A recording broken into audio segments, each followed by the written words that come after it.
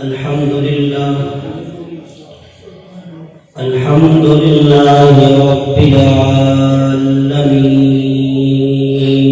سبحان الله والعاقبة للمتقين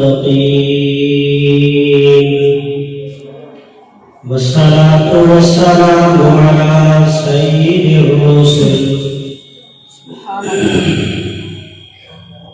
على سيد الرسل وخاتم الأنبياء والمرسلين سبحان الله أما بعد أعوذ بالله من الشيطان الرجيم بسم الله الرحمن الرحيم إنا نحن نزلنا الذكر وإنا له لحافظون وقال تعالى في موضع آخر ولقد يسرنا القرآن للذكر فهل من مدكر ما شاء الله. قال الله تبارك وتعالى في كلام المجيد والفرقان الحميد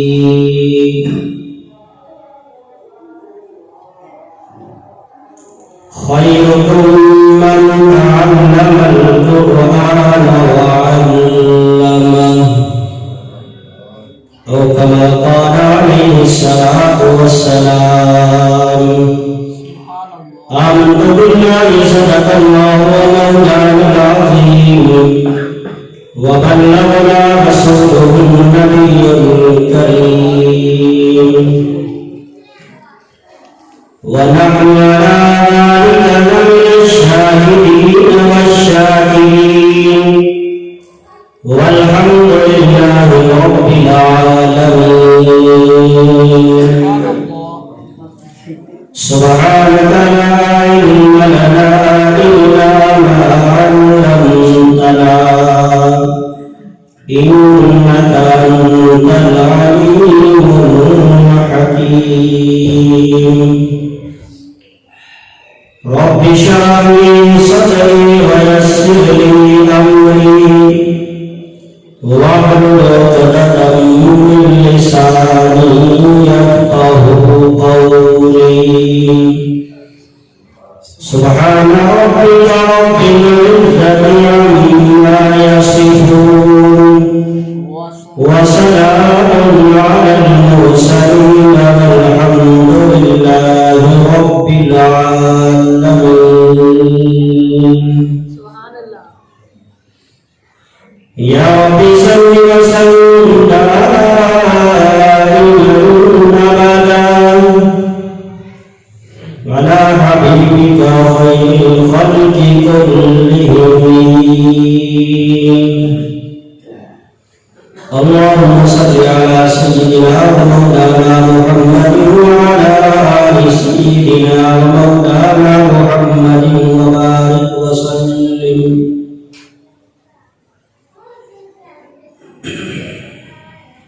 इंतहाई वाजिब एहतराम दोस्तों, बुजुर्गों, नौजवान भाइयों, बरादर मुकर्रम कारी मोहम्मद खालिद साहिब, पैकरे इखलास आलमी कामल हजरत मौलाना कारी उबैदुल्लाह आबिद साहिब, मोहतमिम जामिया तालीम कुरान मुजाहिद कॉलोनी बूढ़ेवाला, हजरत के प्यार भरे हुक्म पर आज आप हजरात से दीन की निस्बत से मिल बैठने की सआदत हासिल हो रही है। दुआ फरमाओ कि अल्लाह रब्बुल इज्जत हम सब का यहाँ मिल बैठना अपनी बारगाह में कबूल फरमाए। आमीन। ग्रामीण कदर सामीन, उन्वान है अज़मत कुरान یہ قرآن کی تکمیل کی محفل ہے۔ سبحان اللہ۔ گرامی قدر سامعین، قرآن کریم یہ وہ عظیم کتاب ہے جس میں کسی قسم کے شک و شبہات کی گنجائش نہیں ہے۔ اس لیے خالق کائنات میں قرآن کریم میں فرمایا الف لام میم ذالک الکتاب لا ریب فیہ، یہ وہ کتاب ہے جس میں کسی قسم کے شک و شبہات کی گنجائش نہیں ہے۔ ھدی للمتقین، ہدایت ہے متقی لوگوں کے لیے۔ آگے اللہ رب العزت نے دوسری جگہ قرآن کریم میں ارشاد فرمایا اِنَّا نَحْنُ نَزَّلْنَا الذِّكْرَ وَإِنَّا لَهُ لَحَافِظُونَ، بے شک ہم نے قرآن کریم کو اتارا ہے اور ہم ہی اس کے محافظ ہیں۔ آگے اللہ رب العزت نے قرآن کریم میں ارشاد فرمایا وَلَقَدْ يَسَّرْنَا الْقُرْآنَ لِلذِّكْرِ فَهَلْ مِن مُّدَّكِرٍ، بے شک ہم نے قرآن کریم کو یاد کرنے والوں کے لیے آسان بنایا ہے، پس ہے کوئی یاد کرنے والا۔ اسی طریقے سے حدیث پاک میں آتا ہے، جس حدیث کے راوی حضرت سیدنا عثمان ابن عفان رضی اللہ تعالی عنہ ہے، اللہ کے پاک پیغمبر علیہ السلام نے ارشاد فرمایا تم میں سے بہتر وہ شخص ہے جو خود قرآن کریم کو پڑھے اور دوسروں کو پڑھائے۔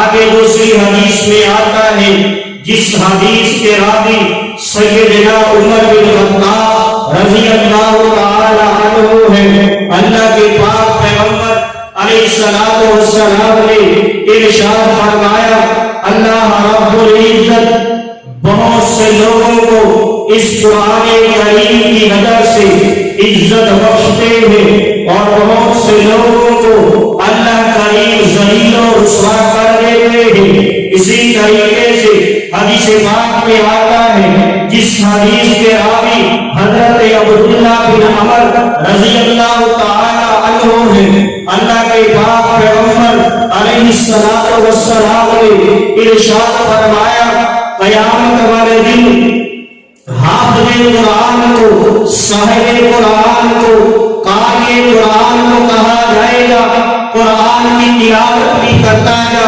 اور جنت کے درجوں پر بھی چڑھتا جا، جنت کی سیڑھیوں پر بھی چڑھتا جا، قرآن کی تلاوت ذرا ٹھہر کر جس طرح تو دنیا میں قرآن کی تلاوت کیا کرتا تھا، جہاں تیرے قرآن کی آخری آیت ہوگی وہیں تیرا آخری مقام ہوئے گا۔ گرامی قدر سامعین، علماء کرام نے قرآن کریم کے کچھ حقوق لکھے ہیں، فرمایا قرآن کریم کے 5 حقوق ایسے ہیں جب تک ان کو ادا نہ کیا جائے کسی کو اس وقت تک عامل قرآن یا طالب قرآن کہلانے کا حق نہیں ہے۔ قرآن کریم کا سب سے پہلا حق یہ ہے کہ اس قرآن پر ایمان لایا جائے۔ قرآن کریم پر ایمان لانے کا مطلب یہ ہے کہ یہ مقدس کتاب ہے، مطہر کتاب ہے، منزل من اللہ کتاب ہے، محفوظ کتاب ہے، مبارک کتاب ہے۔ قرآن کریم کو ماننے کے لیے اس بات پر ایمان رکھنا بھی ضروری ہے کہ یہ قرآن کلام خدا ہے، کتاب خدا ہے، سیرت مصطفیٰ ہے۔ سب سے پہلی چیز یہ ہے کہ یہ قرآن کلام خدا ہے۔ قرآن کریم سے پہلے دنیا میں جتنی آسمانی کتابیں اتری ہیں وہ صرف اور صرف کتابیں ہیں، مگر قرآن کریم کتاب بھی ہے، کلام بھی ہے۔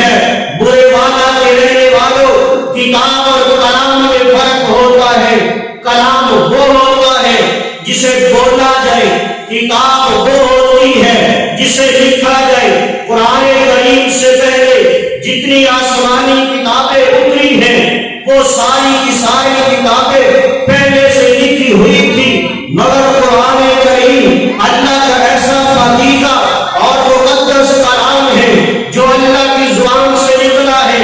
جو کچھ اللہ بولے ہیں، جو کچھ اللہ نے تکلم فرمایا ہے، وہ کلام خدا قرآن بنا ہے۔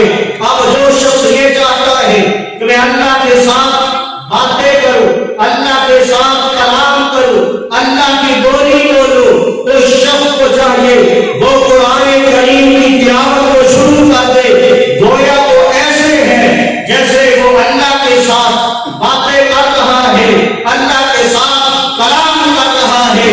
یہی تو وجہ ہے قرآن کریم سے پہلے جتنی آسمانی کتابیں اتری ہیں ان میں سے کوئی کتاب ایسی نہیں ہے جو اپنی اصلی حالت میں موجود ہو۔ ان میں تبدیلی کی گئی ہے، ان میں رد و بدل کیا گیا ہے، مگر دنیا میں قرآن کریم ایسی کتاب ہے اللہ نے جیسے اپنے محبوب پر قرآن کریم کو اتارا ہے، ویسے ہی آج 1400 سال 1500 سال گزر جانے کے بعد بھی قرآن ویسے ہی محفوظ ہے۔ اس لیے محفوظ ہے کہ یہ کلام خدا ہے، یہ کلام خدا ہے۔ جیسے اللہ بے عیب ہے ویسے ہی اللہ کا کلام بھی بے عیب ہے۔ جیسے اللہ باقی ہے ویسے ہی اللہ کا کلام بھی باقی ہے۔ جیسے اللہ کو فنا نہیں ہے ویسے ہی اللہ کے کلام کو بھی فنا نہیں ہے۔ جیسے اللہ ہمیشہ ہے ویسے ہی اللہ کا کلام بھی ہمیشہ ہے۔ دنیا میں جتنی آسمانی کتابیں اتری ہیں ان میں سے کوئی کتاب اپنی حالت میں اصلی حالت میں محفوظ نہیں ہے، ان میں رد و بدل کیا گیا ہے۔ آج ہم مسلمان فقط سے دنیا کفر کو چیلنج کرتے کہتے ہیں، اے یہودیوں تم اپنی قرآن کو لے کر آؤ، عیسائیوں تم اپنی انجیل کو لے کر آؤ، سکھوں تم اپنی گرنتھ کو لے کر آؤ، اور ہندوؤں تم اپنی کتاب کو لے کر آؤ۔ ہم مسلمان اپنے رب کا کلام اپنے پیغمبر پر اترنے والی رحمت والی کتاب قرآن کریم کو لاتے ہیں۔ تم اپنی کتاب پیش کرو، ہم اپنی کتاب پیش کرتے ہیں۔ وہ کتابیں ایک کے بعد جب دوسری مرتبہ چھپتی ہیں ان کا نسخہ بدل جاتا ہے، عبارتیں بدل جاتی ہیں، ان کی بولی ان کی زبانیں ختم ہو جاتی ہیں، بلکہ جن زبانوں میں وہ کتابیں اتری تھی وہ زبانیں ہی ختم ہو گئی ہیں، مگر قرآن کریم اپنی شان و شوکت سے باقی ہے۔ 1500 سال گزر جانے کے بعد بھی آج ہم مسلمان فخر سے دنیا کفر کو چیلنج کر کے کہتے ہیں اگر کسی میں طاقت ہے وہ اس قرآن کی مثال لا کر تو دکھائے۔ قرآن کریم جیسے اپنے اللہ نے اپنے پیغمبر پر اتارا ہے ویسے ہی محفوظ ہے۔ اس لیے کہ اللہ نے قرآن کریم میں فرمایا اِنَّا نَحْنُ نَزَّلْنَا الذِّكْرَ وَإِنَّا لَهُ لَحَافِظُونَ، بے شک ہم نے قرآن کریم کو نازل کیا ہے اور اس کی حفاظت بھی ہم خود ہی کریں گے۔ گرامی قدر سامعین، اللہ نے قرآن کریم حفاظت کچھ اس انداز سے فرمائی ہے۔ اللہ نے قرآن کو اتار کر اس قرآن کی حفاظت فرمائی ہے۔ حضرت جبرائیل امین نے اس قرآن کو محبوب تک پہنچا کر حفاظت فرمائی ہے۔ میرے پیغمبر نے قرآن کو ایک امت تک پہنچا کر حفاظت فرمائی ہے، اور صحابہ کرام نے اپنی جانوں کے نذرانے پیش کر کے قرآن کی حفاظت فرمائی ہے، اور اہل بیت نے خون میں لطخ ہو کر قرآن کی حفاظت فرمائی ہے۔ مفسرین نے قرآن کی تفسیر بیان کر کے قرآن کی حفاظت فرمائی ہے۔ محدثین نے احادیث کی روشنی میں قرآن کی حفاظت فرمائی ہے۔ محدثین نے احادیث کی روشنی میں قرآن کی حفاظت فرمائی ہے، مدرسین نے قرآن کو پڑھا کر قرآن کی حفاظت فرمائی ہے، قرآن کرام نے قرآن کے حروف کی صحیح ادائیگی کر کے قرآن کی حفاظت فرمائی ہے، مجاہدین نے قانون قرآن کی حفاظت فرمائی ہے۔ آج پوری دنیا میں جتنے مدارس ہیں وہ سارے کے سارے قرآن کی حفاظت فرما رہے ہیں۔ جیسے قرآن کریم 1400 سال سے محفوظ ہے، ویسے ہی یہ دینی مدارس قرآن کی حفاظت فرما رہے ہیں۔ جیسے قرآن کریم قیامت تک محفوظ ہے، ویسے ہی قرآن کریم کی حفاظت کے جتنے ذرائع ہیں وہ بھی قرآن کے صدقے قیامت تک محفوظ رہیں گے۔ گرامی قدر سامعین، جیسے قرآن کلام خدا ہے، ویسے ہی قرآن سیرت مصطفیٰ کی ہے۔ دنیا کی کوئی کتاب کسی نبی کی سیرت کی کتاب نہیں ہے، مگر قرآن کریم یہ پیغمبر کی سیرت کی کتاب ہے۔ اللہ نے میرے محبوب کی مکمل سیرت قرآن کریم میں بیان فرمائی ہے، اس لیے جو کچھ قرآن کریم میں لکھا ہوا ہے وہ تیرے میرے پیغمبر کی سیرت ہے۔ قرآن میں جو کچھ ہے وہ میرے پیغمبر کی سیرت ہے۔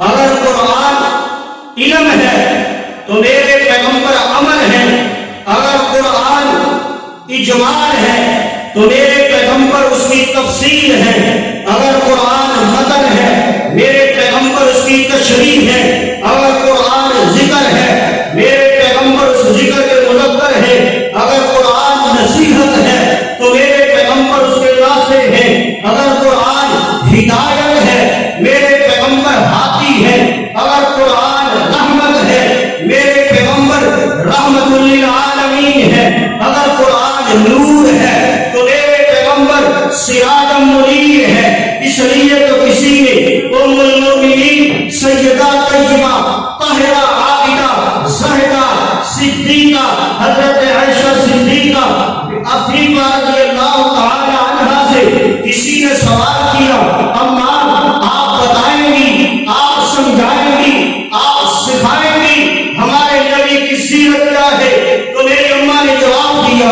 کیا تم قرآن نہیں پڑھتے؟ اماں قرآن تو روزانہ پڑھتا ہو، قرآن کی تلاوت میں روزانہ کرتا ہو۔ تو میری اماں نے جواب دیا، پورا کا پورا قرآن میرے پیغمبر کی سیرت کی کتاب تو ہے۔ اس لیے کسی شاعر نے کہا، تیری صورت تیری سیرت زمانے میں نرالی ہے، تیری ہر ادا پیاری دلیل بے مثالی ہے، محمد مصطفیٰ کے بلند کا مظہر یہ قرآن ہے، ستارہ خود احمد کا سما پر بھی درخشاں ہے۔ سبحان اللہ۔